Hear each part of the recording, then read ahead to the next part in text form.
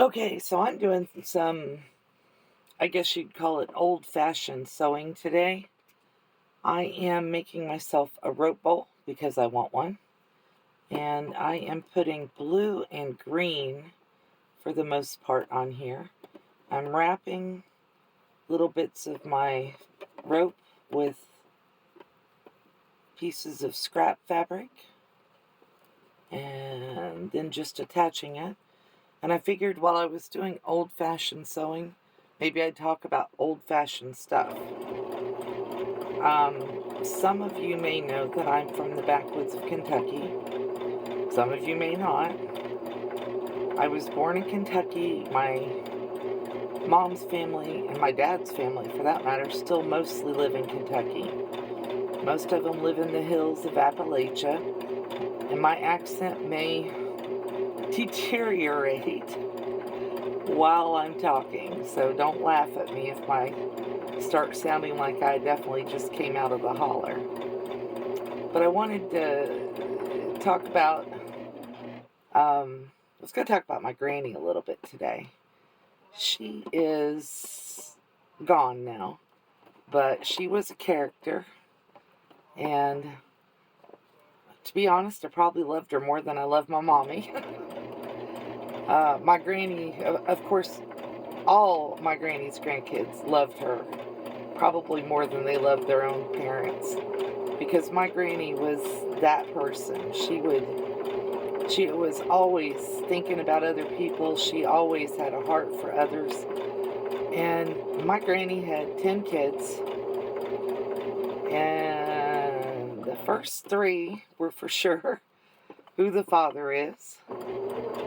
And then she had, after her and my mom's dad got divorced, he moved to Florida, but her next several children got his last name, and she claimed they were all his. There wasn't much of a way they could have been. But anyway, she took the identities to the grave with her, I think. Some of my family, I hope if you're listening, you're not offended that I'm talking about family stuff out here. But what I find funny is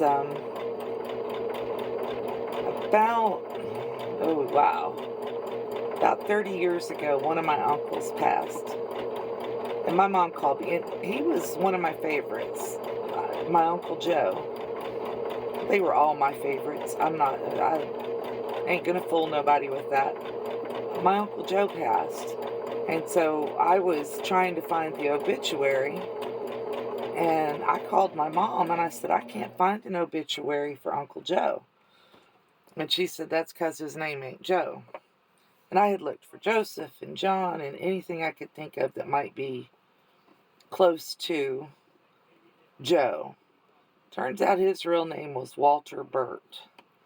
And the way I heard the story through the family grapevine is that when he was born, the doctor that came knew he wasn't going to get paid. And my granny was poor. Single moms in the 50s and 60s, yeah, they didn't have any money. So him and the nurse apparently decided they would waive their fee if Granny let them name the baby. So that my Uncle Joe's real name was Walter Burt, or so my mommy told me. So I'm like, okay, that's interesting. And he's long gone, so I ain't telling no family secret on him. And then later on, I found out that a couple of my other uncles, their real names are not the names that I knew them by. But it's okay. It's okay. I know who they are, whether it matches what's on their birth certificates or not. But that was just the kind of the way things were done up there in Kentucky in them days. So, another story I like to tell on it's not really on my granny. It's on my first husband. I took him to Kentucky after we'd been married a couple of years. And we'd had our second baby, so we'd probably been married 4 or 5 years. And he came walking into the dining room, and Granny and Mom and I were talking about someone that I had known growing up. And Granny's telling me all about her man and this and that and the other, and her feller, this, that, and the other. And we're all, I mean, some of you may be from Appalachia, so you know what's coming here. My husband finally, about, I don't know, he listened to 10 or 15, 20 minutes of this conversation. And finally he interrupts and he says, "Oh my God, you are talking about two different people." And I said, "What do you mean?" He said, "Well, her feller is not her husband. So her man is her husband, her feller is her boyfriend." And I said, "Well, yeah, we all know that." Whole different dialect in the hills. I'm sorry, folks. It really is. And to my ex, I feel sorry for you that you had to put up with that. It is the way things are. At least up there in the hills. But one thing I'll tell you about people from the hills, my granny especially, my first memory is watching my great-grandma, who we called Ma'am, kill a chicken. Kill it, chop its head off, the whole 9 yards. That's how they did it back in those days. You didn't go to the grocery store and pick up no chicken in a plastic bag. You went out in your front yard and you picked the one that had quit laying or was making you mad or whatever the case may be, and you cooked it. And you did everything from the ground up. None of that vegetarian or PETA stuff. You just did what you had to do to feed everybody. And so I can remember Ma'am doing that, great-grandma. I don't remember my granny ever doing that, but I do know that I never went to my granny's house without being fed and without her going, "Did you eat yet? And are you still hungry?" I was a little skinny kid. I know you probably can't believe that if you've seen my profile picture. But I was a little skinny kid. I missed the spot right there on that, and I want to fix it before I go any further. Sorry. But I was a little skinny kid. And Granny always had good stuff on the table. Wasn't anything to go to her house and have fried chicken and mashed potatoes and biscuits and gravy and a bunch of peas and carrots and corn and whatever. And, extra people showed up. She just opened a couple more cans or added a few more biscuits to the table. So I never thought anything of it. My mom told me later that, a lot of times when she made them extra biscuits, she didn't end up getting to eat, Granny didn't end up getting to eat regular food. She ended up eating biscuits and gravy for her dinner. And I was like, well, that's awful. Why would we do that to her? And my mom said, that's just the way it is in the hills.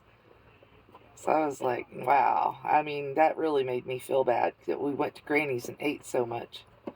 But Granny never turned anybody away from her door. And more than once, I've been to her house and seen somebody I didn't know sitting at her table eating. Did the same at my mom's house a few times. That was a whole different reason, though. My mama collected people.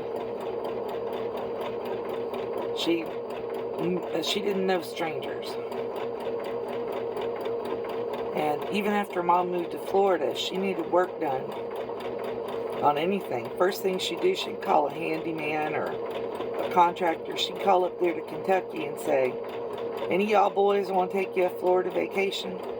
I'll feed you and pay you in beer." Quite a few of them came down here and did it. I'm pretty sure that's how my mom's back porch got built on her house. But that's the way things were done up there. I can't imagine, well, I guess maybe I could imagine that you could do that these days, but probably wouldn't be quite as easy to get around some of the rules with the licensing and permits and all that stuff. But Granny, I remember doing dishes, or not dishes, laundry on her back porch with a wringer washer. I found a lady a while back who was recording videos of her doing her laundry in a wringer washer. And I tell you what, I don't know if she's still on YouTube, but that was fascinating to me. I just thought that was the coolest thing ever. Alright, so let's see. Don't want to put a different color in here. Maybe, maybe not. Let's find out. I don't need that to be quite that big. I'm cutting me a skinny piece.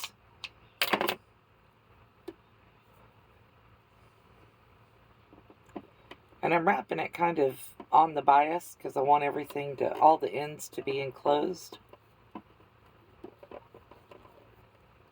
But I'm not going to sweat it either.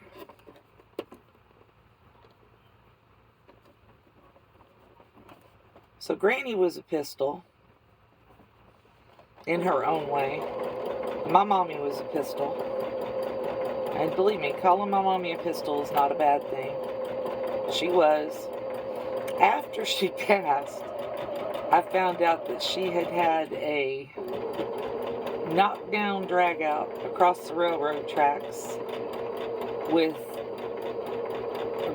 a gal that she thought had been messing with my daddy. And she probably was. What I know of my daddy, it wouldn't surprise me at all. He looked like a cross between Elvis and, if anybody knows the movie Walking Tall, Joe Don Baker, I think is the character's name. Or Buford Pusser, I don't remember. The actor might be Joe Don Baker.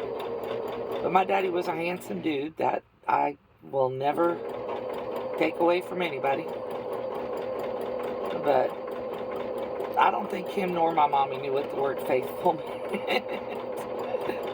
And they for certain had themselves a volatile relationship. Is that the right way to put that? All I remember about my daddy and mommy together is that they fought, and they fought, and they fought. And I was like, geez. I remember them throwing glasses at each other. I remember them fighting over a toilet paper roll, which way that should be turned. I don't remember them ever speaking civil words to each other until I was in my teens. And I went looking for my dad because I hadn't seen him since I was a little kid. And of course, in my head, I had this idealized, oh, he was going to be rich and perfect and the king of the world, and I would be a princess and blah, blah, blah. That's not what happened. He was still the same person that he had been when him and my mommy were married. And I don't want to speak ill of him, but my daddy was diabetic and he was an alcoholic. And that is a horrible combination. So his temper often got the better of him. And I don't think that changed over the years, even after him and my mommy broke up. And my mommy was nobody's victim. She was not going to put up with you treating her bad no matter what, which is a good thing. And I do remember my mom, we were at the babysitter's one day, and one of the neighbors came over and was being rude and nasty to us and to the babysitter. And she threatened to beat the tar out of me and my brother. Now, this was after we had moved to West Virginia. She threatened to beat the tar out of us. And our babysitter, Miss Diane, called my mommy at work. My mommy came home. And when she got to the house, she went and she called her Fat Pam out of her house, drug her across the street by the hair of the head, and proceeded to start beating the tar out of Pam. And somebody called the police, and it wasn't Diane, because Diane would never. But I remember when the police came, the police said to my mommy, they said, "You're going to jail." And my mommy said, "Well, what am I going to jail for?" And they said, "You're going to jail for assault." She said, "What's the fine for that?" He said, $290. And my mommy said, well, let go of me because I ain't got near my $290 out of her butt. I remember standing there thinking, oh my God, Mom. But it was hilarious. Still think about it to this day. They did not let my mom go. I do believe that they actually took both my mom and Pam to jail, because after the cops had my mother in handcuffs, Pam decided she's going to reach out and try to smack one of us kids. And my mommy went after her in handcuffs, and the cops just took Pam to jail too, because ain't no point in dealing with two women fighting like that. It's the way the cop put it. But I still think about that every time I think about my mom, because later on in her life, people would be like, oh, your mom's so nice. And I was like, you ain't met the real Rachel. She didn't put up with nobody. It's terrible. That's the thing I remember the most about her. She was smart. She was pretty. She was a great salesperson. She sold mobile homes. God forbid, don't call them trailers. Here in the town I live in for probably 25 or 30 years. I can tell you most of the people out here who have mobile homes probably bought them from my mommy. And I'm still like, wow. I was in Walmart one day, show you how small the town I live in is. I was in Walmart one day, and my mom's been gone since 2004. And this was probably 4 or 5 years ago. And this woman looks at me and she goes, you have to be Rachel's daughter. And I was like, yes, ma'am. She said, I knew your mommy really well. I was like, well, I hope it was good. What else do you say, right? And she said, oh, your mommy was the sweetest lady I ever knew. And I thought, well, you didn't know her as well as you thought you did. But that lady's name was Miss Mary. So hello, Miss Mary, if you're out there listening or watching. But it was hilarious, in my opinion. And I have a feeling if my mommy was still around, she'd have been smacking some people upside the head the last few years. What are you doing out there, boy, girl, whatever? Pay attention. That was just who she was.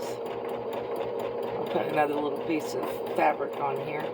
I haven't decided if my bowl is big enough or not. I won't decide that till I get it out from under the needle. But I am tilting it, as you can see, because I want that side to go up some.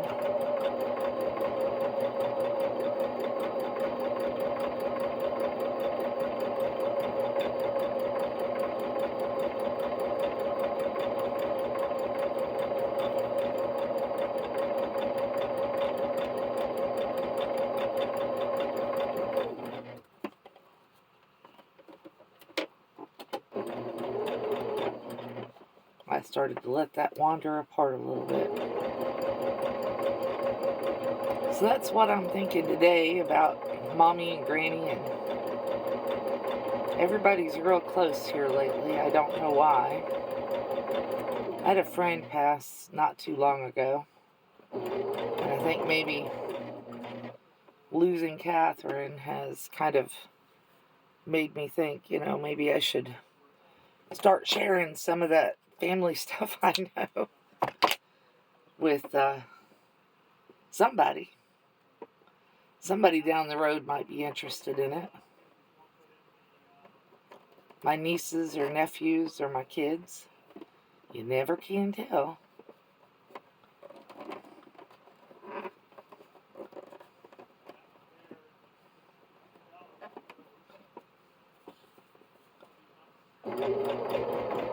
I'm putting a little piece of fabric at the end of this piece of rope.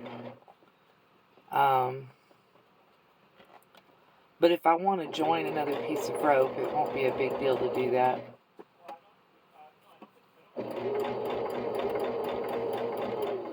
And then I'm going to go just a little bit further here, because I've got another piece of fabric that's not all the way down.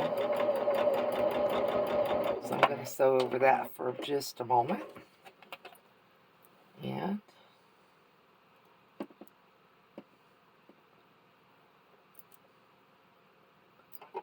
if I can cut my strings. So here's the outside, and I knew that I was going to be able to see that thread in there. And here's the inside, and the inside's what you'll see of this bowl the most anyway. I'm not sure what I'm going to do with it, but I felt like sewing a rope bolt, so that's what I did. And up here, if this really bugs me, I can go through and sew it down and make it look like one of those tags that they put on fancy store-bought bowls, or like the little leather tags they're putting on, I guess you call them toques these days. I called them beanies or toboggans when I was growing up.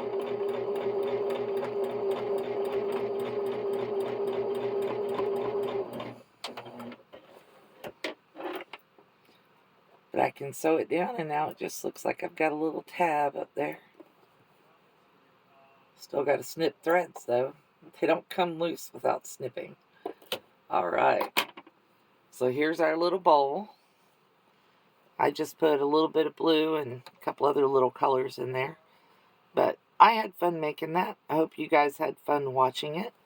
And if you have questions about the bowl, feel free to ask. I'm more than happy to share family stories, as long as I don't embarrass anybody who's still alive.